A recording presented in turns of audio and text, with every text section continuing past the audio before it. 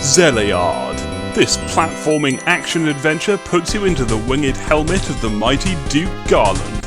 Your mission, to vanquish the demon Lord Jashin, save the princess and restore peace to the land.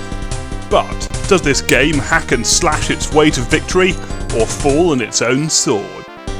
The game begins in the town of Murala, outside the king's castle.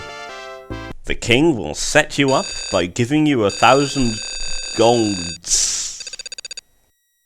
The king's grammar is questionable, but hey, golds is golds.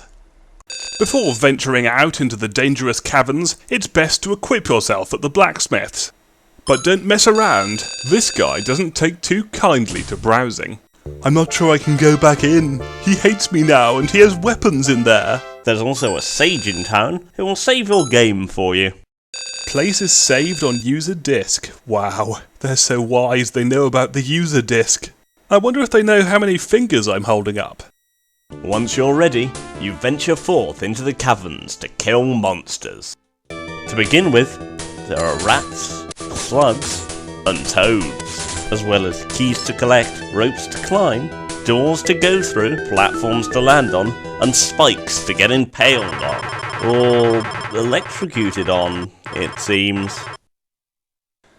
Most of the enemies you defeat will drop strange-looking items known as almas, which are supposed to be fragments of Jashin's evil power. You can then exchange these for golds at the bank in town, although each town has a different exchange rate. I wonder what that banker wants with all those fragments of evil power. Maybe he'll be the villain in the sequel. If you give the banker enough money at once, he looks really pleased. Each level is basically a glorified maze, so it's a good thing the game comes with a map to help you. At the start of your quest, your health bar is truly measly. No, I can't believe I was killed by a slug. But after a while of adventuring, you can get the sage to enlarge it. The light of the spirits is bursting forth within you. Indeed, your power has grown. Come on, power. Yeah!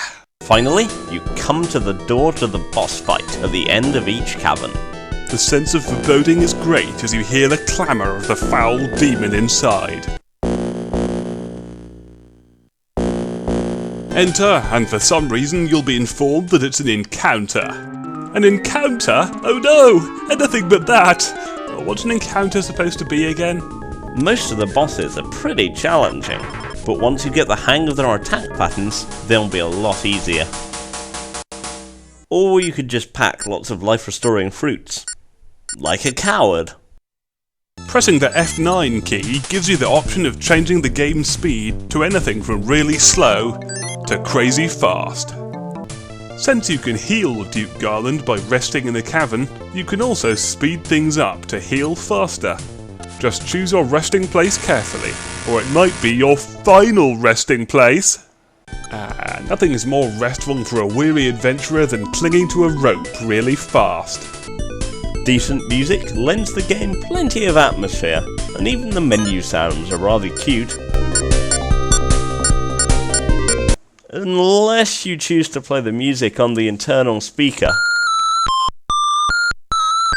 No, it hurts so bad.